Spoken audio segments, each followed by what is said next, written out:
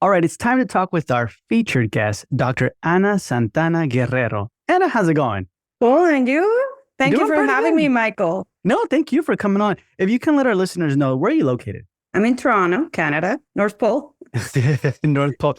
So then tell us a little bit about your past, your present. How'd you get to where you are today? So I'm originally from Venezuela, and I actually graduated from dental school back then in 2005 from the Central University of Venezuela. And then I moved to Canada with my husband since then. And I got through all these crazy equivalency programs and exams and all that, and got my license back in 2012. And I started working right away as an associate here in Canada. And back in 2018, like, you know how you put your goals the end of the year for the next year? I'm like, I'm going to be an owner.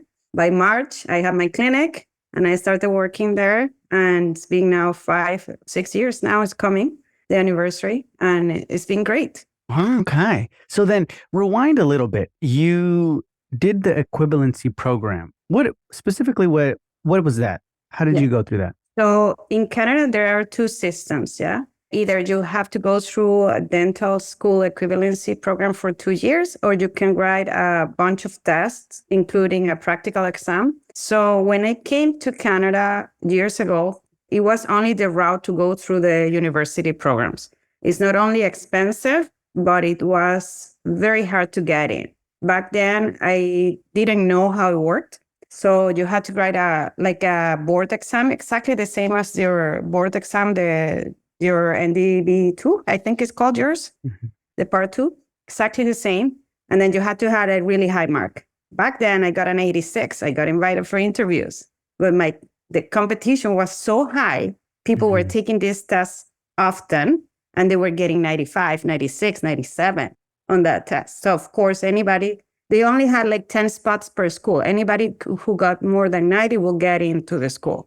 So I was very naive and like, I can do this. And like, it was very, very hard. Then I kind of gave up. I actually went to hygiene school at the University of Dalhousie in Nova Scotia because I said, this is not going to happen. I'm not going to be competing with all these people. It's too much. I want to have a life. I want to have a family. And when I was in the second year of hygiene school, Canada decided to run this other program to do exams and see the difference if people were really qualified to be a dentist here. That's when I actually went in through the first batch and I got all my tests done and I got my license right away. So it was like destiny because I had given up at that time. Yeah. And you felt like you gave up because it was too much, like, you know what I mean, going and doing the work all over again, or how? Yeah, not only that, but like when you're called for an interview and you see like I got an 86 and I kind of speak good English, but then you see other people that are coming in and they are in their 60s and they have 2 extra degrees or a doctorate degree. I'm like, what am I competing with? I'm like, really, it's going to be hard to get into these 10 spots in this school. So some people were lucky, some people that I know, and I respect that they went through. Also, it's another $200,000 for a new immigrant. So like all of these things, like they start adding up that I said, is it really worth it for me at that time? I went through hygiene school. I'm like, this is for a dentist to be a hygienist. It's like great. I mean, their salary is great, much more now. You know that. Yeah. Okay. So you kind of talked yourself out of it a little bit. Yeah. Yeah. Okay. It was really destiny that when they changed the program and they said you can do this test, like even the teachers at the house, they told me, mate, I think you're good. Like we can see how you treat patients. Like you can do this. And then of course I went in and it happened. Perfect. Okay. So then after that, you were able to practice, and you said you worked immediately as an associate. Yes. How many years did you do that for? 2013, I think 5 years. I was an associate. Yeah, 5 years. Okay. So then working as an associate, what were some things that you were like, this is amazing. I love this. I'm going to take this system eventually and put it in my practice. And then what were some things where you're like, I hate this. This is the worst thing you could ever be doing? Yeah, certainly. Like, especially on those big associate office that are corps, I hated how they will only use one brand of like, let's say they use, and it's nothing wrong with the brand. It's just that something is better. And let's say they have a contract with 3M and everything had to be 3M. Well, but can we get this other instrument or this other composite just for this procedure? No. We have the contract with 3M. 3M is coming every few months and they supply everything. That I hate it. That's 100%. I don't know why they do that. And they do that even with gloves. So whatever, as an associate, like I was very picky. Like I want my gloves to fit perfectly. I'm like, no, you have to use this. Okay. But for things that I love, like these people, they know how to run their numbers. They especially corp offices or people that have more than one office, they know how to check how the ROI. So there are many things that I feel like you learn by being an associate. If you go right away to ownership, unless it's a family business and you learn from your parents, then great. But if you go right away into ownership, you're missing out a great deal of information because they don't teach that in dental school. They don't teach human resources. They don't teach law. They don't teach how to communicate well with patients. Fees, like even the codes. I learned all that when I was practicing. There's all these insurance codes. Yeah.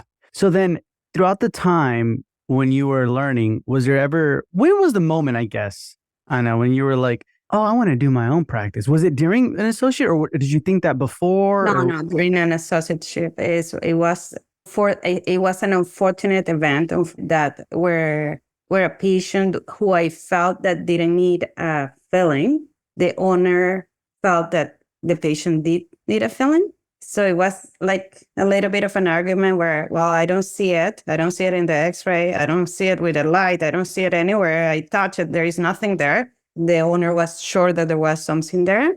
And they it was almost like, you need to drill this, to the point that I said, you know what, I'm out. And I had to say in front of the patient, I'm sorry, I have to go. I have something else and I can't treat you today. And I left. Like I said. Oh, you quit on the spot? Yeah. I couldn't because I'm like, there is no way. And it was like a 15-year-old girl. I'm like, oh my goodness, I can't do this. I don't know if you were ever an associate where the owner will come in and check the x-rays and say, hey, this DOB or this DOM, it should have been a crown. I can still go for a composite for a little longer. I'm not saying a crown is no good, but the composite will work. In my hands, the composite will work.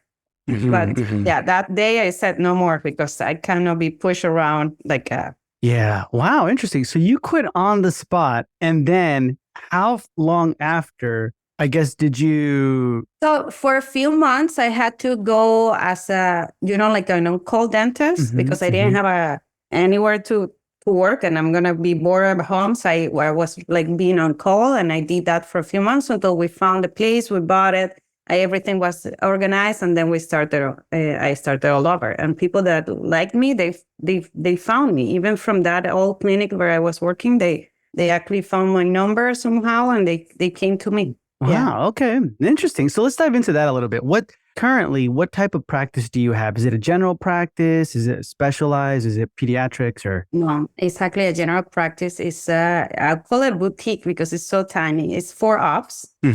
At street level. So a lot of people in the neighborhood, they just pop in sometimes if they have an emergency or if they just want to meet us.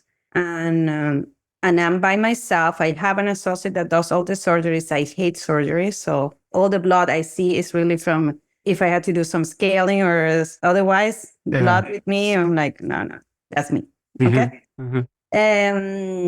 I have 2 hygiene days per week. Nowadays, you know how the things are going with the hygienist. Sometimes even if I have to do some hygiene, I'm okay with that. I call it a VIP service to the patients because they love it when I do the hygiene. It's so fast compared to what the hygienist uses. I like that. So, yeah. Okay. So then how did you find your location? Because I know you said right after you looked for a location. Yeah. Was it easy? No. Yeah, it is tough. In Toronto, it is very tough. Especially I didn't want to start from scratch and I wanted something on the subway line. I knew the type of patients that I will see will be coming in the subway. So it was like mandatory. And I had like 3 people looking for the office, and it was hard for them. Like every time we'll go in, it was either something so old with those demolition clauses that they very hard to get a mortgage for that, because really the bank doesn't want to loan money if there is a demolition clause on it. And then other options were too far or very high in a building that nobody will see it. So it was hard to find the right place. And this became available. And I think I was the first one to go in. And the same day I put an offer and it was accepted. And thank God everything worked well. Wow. Yeah. Okay. So did you have a realtor with you or anything, or you just were driving by and you saw it? No. I had somebody working with me. Yeah. Gotcha. Was it a company, or do you know the name, or? I'll have to get back to you about the name. It is a company. Yeah. They do that. They also do like evaluations, and the guy was very, very good with that, because he will come in and check like the due diligence. You have to come in and check all your patient list, that all the instruments are there, and there were some few things missing. Actually, even the nitrous oxide was missing. Really? And I mean, that's the money. And like, what? Handpiece, I don't care, but this is something I need. And they had to bring it back before the closure date. So wow. So he want to do your due diligence and check that everything is there. Yeah, he did. What else? What were other things that you felt like, oh, if it wasn't for the due diligence, we would have missed this? Oh, yeah, 100%. So it was that there were some things like transfer of names that you have to do, and you have to get all the paperwork signed, and passwords. Let's say even Facebook. You have a Facebook. Yeah. If they don't give you the password, they're going to screw you over, because they can manipulate that and put their phone number and their other location. Like there's people that can do bad things to you if you don't pay attention. So now this guy was very into it, and he gave me a list of things that I had to find. And even to the last minute, there were a few other things that we had to find. And the last owner actually didn't pay all the bills. You know how the lawyer collects a little bit of extra money just in case? So I think it was either the telephone or the internet that they didn't pay for the last 3 months.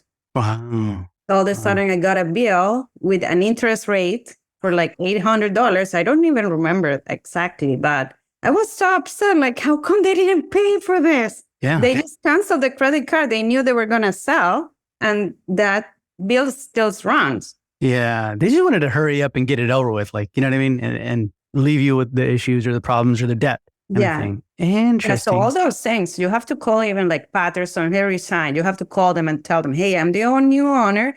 Is there any credit issues with this company name? Especially if you're buying the whole thing. You want to make sure of that, because, you don't want Harry Sign telling you later, hey, do you know what? You didn't pay for that scanner. You still owe it.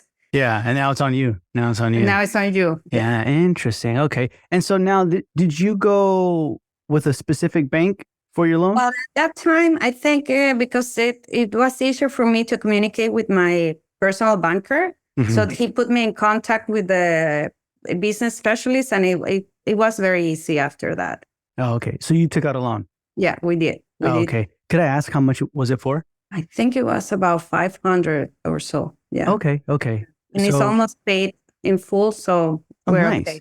Yeah. Nice. Okay. So you took out a loan, you found the location, and now from that point on, when it comes to I guess you've been up and running for 6 years, you said? Yeah, 6 years. Yeah. 6 years. What point did you start breaking even, or did you immediately start breaking even since you acquired? No, the first year, I remember my first salary was like, I think like $2,000 or so. And my husband was like, what are you doing? Doesn't make sense. You're working so crazy, too many hours, and you're not even paying yourself. That's not good. No, but I think after the year, at least we started having a regular salary, and then you start seeing the numbers go up. But the first few months are terrible. Like if you don't have a good credit line and you have your house mortgage or a school to pay for the kids, it is hard on somebody. So keep your associateship as long as possible if needed, because it's tough. So I remember I told you I was being on call those days.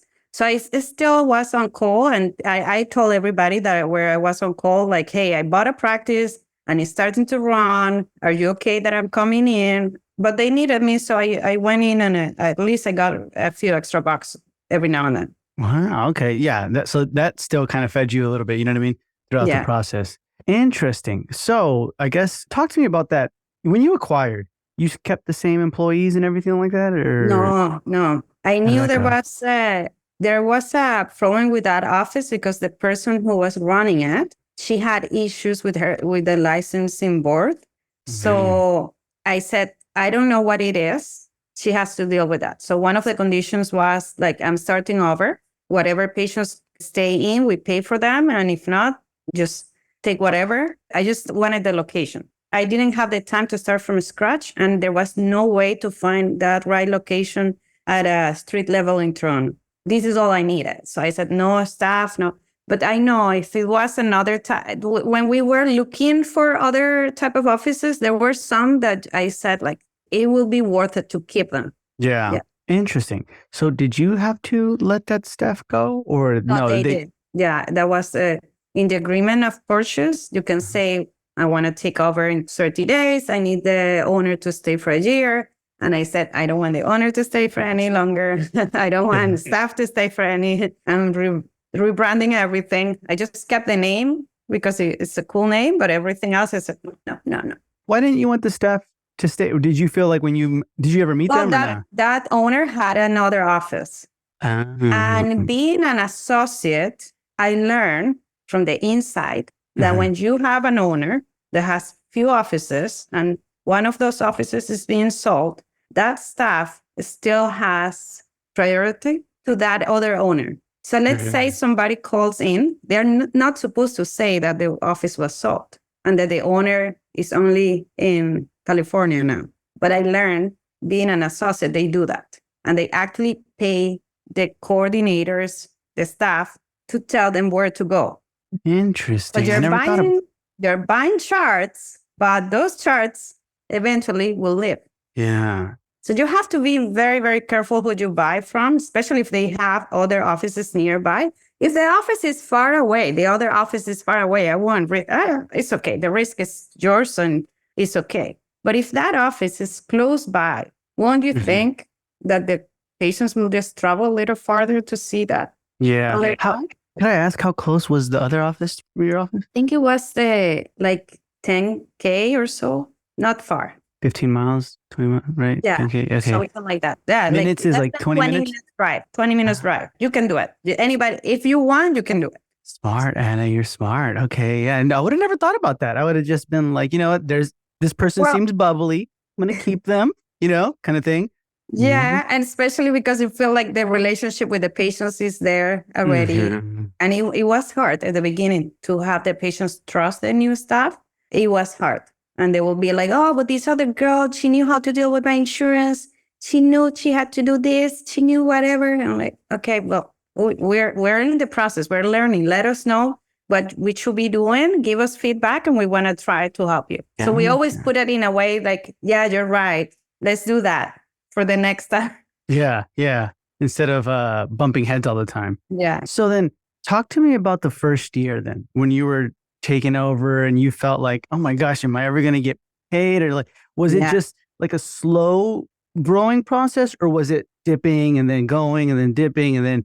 No, I think right away it went up. Okay. It's just hard, as I said, that, you have to pay bills, you have to pay staff. That's more important than anything. And yourself, you're working anyways, and your salary is like almost to zero compared to what you were making as an associate.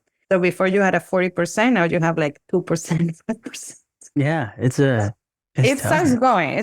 Before the year, you're going to be okay. But you have to tell people like, hey, this is a reality.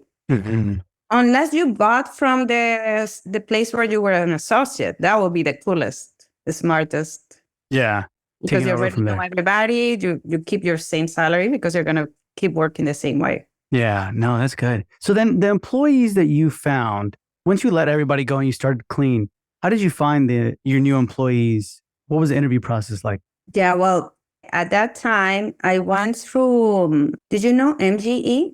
MGE, yes. in Florida. So I went through the steps with them. I didn't do the full program, but I went through the steps with them. And their hiring analytics is really, really like certain. Like they will tell you, hey, bring a lot of people, like almost like a pool of people at the same time. You talk to them and then you kind of short interview and then bring them back for a working interview to the ones you want to see. And I run the same process that they told me to do. And it worked out very well. Like people did show up for the interviews at that time, 2018. I think after COVID, things are so bad. I hear people that are not even showing up for interviews. I don't need anybody right now, but I hear those things like, where are you even posting that you need a job if you're not showing for the interview? Yeah. No, that happens. They can pick and choose now. So you went with MGE helped you out, you said? Yeah. So I did the first steps with them. It's called ABCs and something else. I don't remember back then. Yeah, I wanted like a base for HR, managing corporation, because now you have your own little store. Like I needed to know that basic. And I didn't find any other sources that were fast and effective and not as expensive. So that was a really good option. I know a lot of people have different feelings about them, but with me, it worked great. I haven't done their full program though, but for that part of my career, it was perfect. It was nice. perfect. Okay, no, that's wonderful. And how much, if you don't mind me asking, because you said it was more affordable, how much was it? At that time, I think I paid like $50,000 for a whole year of programming. And I had to travel back and forth they are in Florida, they are in St. Pete. But it was amazing experience, like how to deal with all the HR. And then they also tell you like how to deal with patients and complications and whatnot. But I wanted more about the HR. So it was worth it. Gotcha. And so then right now, speaking of that system, the HR, what systems would you say are really unique in your practice that you're proud of? You're like, this is our system. Or that to you works really well and effectively. It could be like the new patient system, like how you introduce new patients or the handoffs. Well, I'll tell you something. As I told you, it's like a boutique clinic. So everything is personalized. My patients come in, it's a 1-hour appointment for a new patient, and I'm with them most of the time. Sometimes I even scan myself. I explain to them exactly what the emergency procedure, like urgent, this is to do yesterday. And then these are things which will be running down the line. So I kind of cater for patients that if they have problems with their insurance or if they have problems with their money-wise, then we try to say, okay, this is something that has to be done right away. I'm not going to be pushy sales, trying to tell you this is the whole deal. We have to do everything now and you have to make up $20,000. No, we go little by little and it works out well. People do love that I have the time for that. Now, something weird about myself is that I tend to be somewhat of a social worker. And I don't know why that's on me. And maybe a psychologist, I have no clue. My assistant and my clinic coordinator, they know that. So patients, they love that they have time to talk to me, that I'm not running, I'm not numb, drill, out. I'm talking for 10 minutes, life, balance, what's going on, what are your problems, where are you going to travel, how is your son, how is your mom? I talk to people. I love it. I write my notes. When they come back, I ask again, how is your mom doing from that surgery? How is your sister from that cancer treatment? They like that. So people come to us because they feel like not only they are getting the treatment, but also they have a place where they can talk. My staff, though, they don't like it when I run behind from talking, not from procedures. Yeah. I like it. So I'm okay with that. Yeah, it's good. It shows you care. You know what I mean? Because you're really like, you're taking the time to not only talk to them, listen, but write down like what you've talked about, right, with them, and then bringing it up again.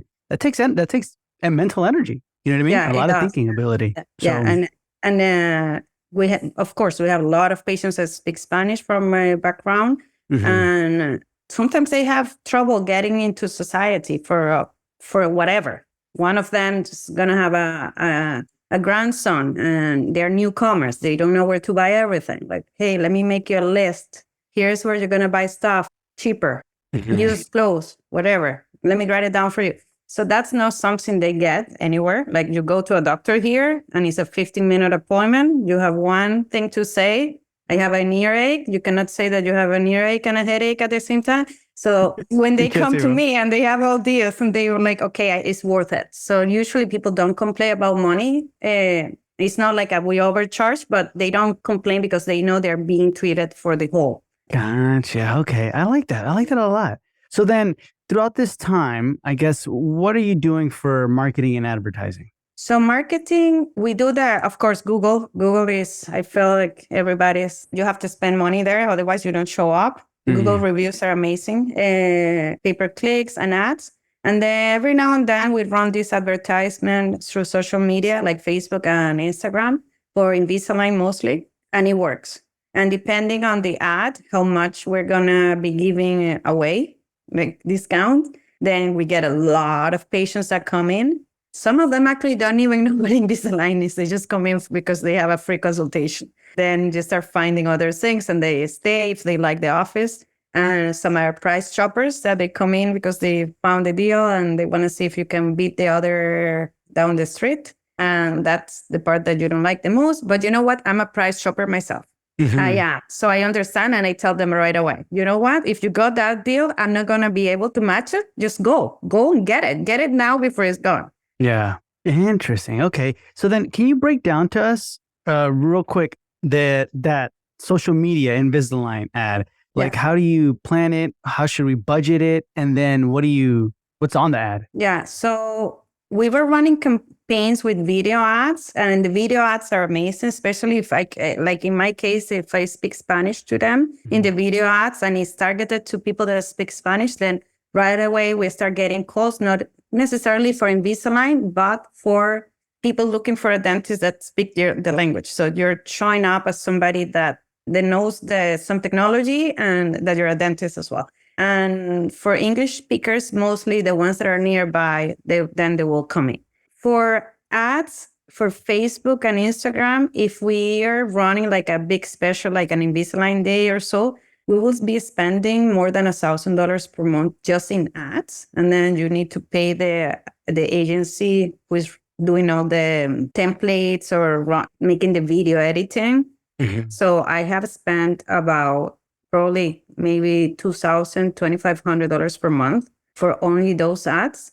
But then you get at least 10 patients per ad. Oh, okay. Okay. Interesting. It is worth Yeah. it. So then But you have to make it up for that, especially Invisalign Day or so that it makes sense. Because if you're running these campaigns like all the time and you don't have that same special every single day, then it's hard. what's the special that you guys run for Invisalign? So we were running, like, for example, for Black Friday, we were running, I think it was $1,500 off with free whitening, free retainers, like Invisalign retainers, free water flosser, and there's something else. And we gave a special giveaway gift at the end of, so we had like a wheel, fortune. So we had prizes. So everybody that signed up got a prize that day. What was like some of the prizes on there? So the prizes were like an air fryer, cool earbuds, like things that you're gonna use at home. Yeah. Wow. Okay. Not necessarily dental related. Yeah. I even want to sign up for that. That's really good. I like it. I like it a lot. Those are like days that we have fun. We sign up at least 6 to 10 people. Every time we do it twice or 3 times a year, it works. But you're spending a lot of in marketing. So sometimes it's like hard to tell which ones are actually going to sign up and which ones are not. Because a lot of people call and then all of a sudden you only have, let's say, 10 people that come in. And from those 10, 6 sign up. But you do see the ROI, right? Like you think it's okay, wonderful. So then when it comes to the videos that you say you make, are you mentioning like, hey guys, we're doing this and that, or is it like more graphics that you're showing? No. I talk. Like I'll go in, we like I have a mic, the light, I talk to them, and then somebody will edit the video and then it runs. We learned the technique. My staff are good with like technology as well. So we're gonna try this year to see if we can save a little bit of money and doing the editing ourselves. I know they have a great platform to create the ads, but let's see if we can run some ads, not specifically for Invisalign Day, but for other things by ourselves. Let's see. I don't know. Yeah. Do you know if it works? No, that'd be good. That'd be good to test it out. Yeah. And if it does work, then I mean, amazing, right? Like you save and then you can just pay for ads and and your staff can continue to upgrade and learn and learn and learn, right? Regardless, I think you should still do that no matter what, right? Like eventually your staff will learn no matter what and from this trial run know what to do and things like that. So but you know what? In my case, anyways, word of mouth is being our most important. It will bring a family. It will bring a couple, and that couple will bring their parents. That's for me the most important. If my patients are satisfied, I know at some point they're gonna tell somebody else, and the person will tell somebody else, because I know even with marketing, you get one. So you're paying a lot of money for one person. And then that person might bring some others, but that wasn't the marketing really. That was the experience they got. Yeah. Referrals would be the absolute best. Nice. Nice. So, and what's been the best companies you've worked with so far and some of the worst or ones that just didn't work with you? Well, I'll say the best will be Align. Their customer service. Are you doing this line yourself, Mike? Yeah. Yeah, their customer service is really superb compared to any lab or anything else. Like you're online 2 minutes later, even less, they're already working on your problem and they're solving it. My rep is amazing. She's in contact with me almost weekly. We've grown quite a bit with Invisalign. So, and I like it. I enjoy it. And patients are very satisfied with the system. Price-wise, it's also you're paying for that service. So it's a good service and you're paying for it. I haven't tried another one, so I cannot compare. But I know for me, it works. So that's a great company, hands down. Like this is the best for me. And for a bad company, there have been a few, unfortunately, like people that tell you that they're gonna come in and give you a deal, and then it doesn't work out. We bought a scanner prior to the iTero. And it wasn't like when they came in and it was a 3M scanner. And when they came in, they brought it in, it was so cool. Everything was perfect. The demo was perfect. Everything was cool.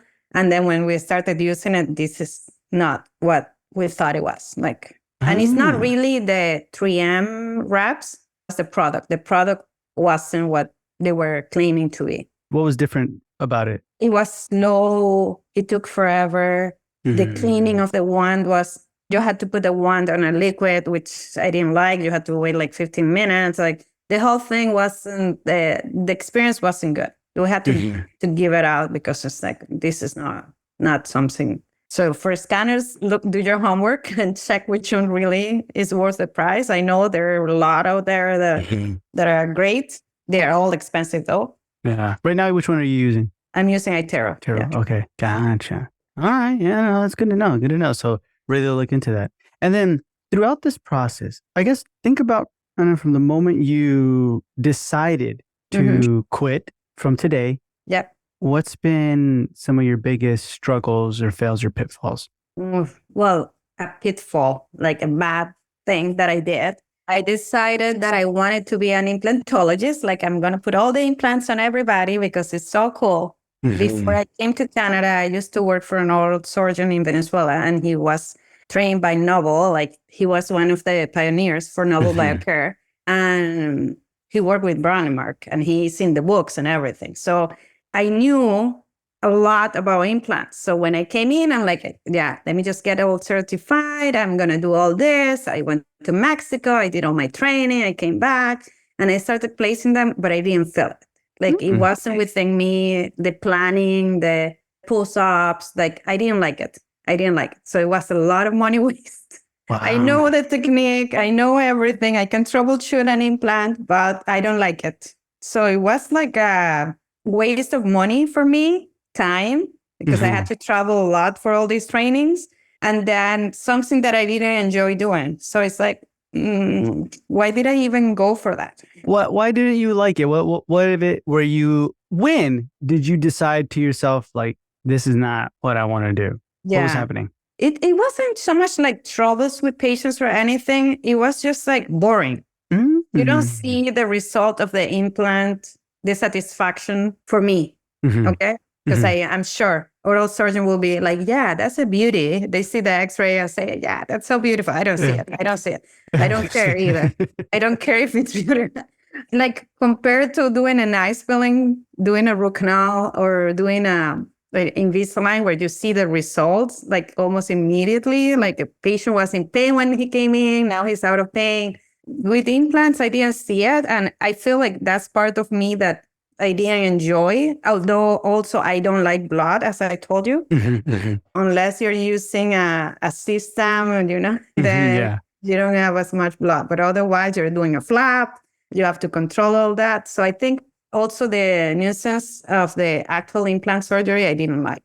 And suturing is bad. I hate suturing. You've put the implant in 3 minutes and then you're like 15 minutes doing the perfect suture. Yeah, interesting. Okay, so then I even took a course for suturing just so that I could get better. I bought all these Castro holders and all those things. And then I'm like, no, I don't like it. Yeah, but you can, like, if you said you had to troubleshoot it, you can do it. You can make an implant happen. No, my patients, my associate, he does them. And if ever there is a problem, I go in, I check. And of course, the prosto part of the implants, I do it. But the actual surgery part, I just don't care. Yeah. Man. Which is bad because it's a lot of revenue lost. But that's a lot of respect, Anna, because I feel like a lot of the times we may think, okay, I've already traveled this much, I've spent this much, I have to like it. And you kind of force yourself, right? To like, we're going to like it. This is what I like about it. This is what, and in the end, you never really liked it. You know what I mean? Yeah. You're just kind of making yourself like it. No, and I dread it. The day that they will tell me, hey, there is this implant patient tomorrow. I'm like, I wish the patient called in sick. Like I didn't like it. Yeah. Oh, the same even with wisdom teeth. I don't enjoy wisdom teeth extractions. My hands are small, like very tiny. Well, you can see me. I don't know if people will see my hands, but they're very, very tiny, like kid size. So the forceps are hard on my hands. And I'll tell patients like, hey, you come in as an emergency, I'll take care of you. But be aware, you're hurting me for a day or two. I have to take naproxen or something because my hands will hurt. Because those forceps are so, unless the tooth is wiggly, who cares? But but those are tough. If they are in pain, I'll help them out. Otherwise, I'm like, no, you wait for the associate to come in and they'll take care of you. Interesting. Okay. That's good to know, though. I feel like you know yourself very well. Like, you know exactly, you know what I mean? Where you're not forcing it, you're not doing anything, you just I this. Also personality-wise, because otherwise you will be molded to, I mean, it's dentistry. You should be able to do everything. Yeah, that's true. That's true. But you have your own practice, right? That's your own business. You want to do what you love to do in there, right? Not feel like, oh, I got to go do implants kind of thing. Interesting. Okay. And then one of the last questions, Anna, I wanted to ask you is, as a practice owner, what advice would you give to any of our listeners right now who are thinking about doing a startup or an acquisition, about to do it or in the process, but they haven't opened yet? Well, first of all, really, you need to decide what is it that you want. Lifestyle. I mean, before you even start looking for a clinic, what do I want? Do I want my kids to go to a great school? My husband works for the government. We need to be in Toronto. Do I like the lifestyle of a countryside? That's the first thing before you even start looking. Because know that if you're going to go away to a small town, you're going to be responsible for a big number of people. And if something goes wrong, you're the bad dentist in town. Because they're bad mouthing you if you do something wrong to one patient in a small town. Otherwise, if there is a few, you don't care to lose one of you or a few patients. Like, really, I don't care. If somebody doesn't like me, the door is open for you to leave. But in the other hand, if you really like being in big cities, know that your takeaway home is competing with a lot of people. Your hours of work are a lot harder because people in large cities, they want to go to clinics after hours, Saturday, Sunday sometimes. So you're competing with that too. So you really have to say, like, what is it that I want in the long term before you start even trying to buy, like even looking at places. Like I knew right away, I want to be in Toronto and I want to be in the subway line. And it was important for me to be at street level so that people see McDonald's, people see my clinic right away. That was important for me. So if you want something like that, then you really have to write it down like a birth plan. Girls will know this if they have ever written a birth plan. So they tell you when you're going to deliver your baby, do a birth plan before you deliver your baby. Let's say you don't want epi. You don't want epi at all. Then you write it down. They don't even offer it to you that day. You will have to ask for it. but they don't offer it to you. So you want to write your birth plan for your new baby dental clinic and see what comes up. I mean, and law of attraction, yeah? Yeah. Write down what you want. This is what I want. I want my hours to be 7 to 5 p.m. or whatever your hours want to be. So narrow it down. If your hours are going to be like that, then you want to work. Your clinic should be where people are working because people are at home later on. So you should be in an office area that people can step out from the office and go and see you. But if you're at 7 to 5 and you're in a neighborhood where people are working away and it's a family town, you're lost because nobody's going to go back home to see the dentist. Probably they want to see the dentist closer to their work. Interesting. Great. That's a good analogy. Great advice. Awesome. Anna, thank you so much for being with us. It's been a pleasure. But before we say goodbye, can you tell our listeners where they can find you? I'm in Toronto. Astra Dental is the clinic, www.astradental.ca. Again, I speak Spanish, so any Spanish speakers, if they need to touch base with somebody that went through the war and came back alive, just call me or shoot me a message. info@astradental.ca is the email address.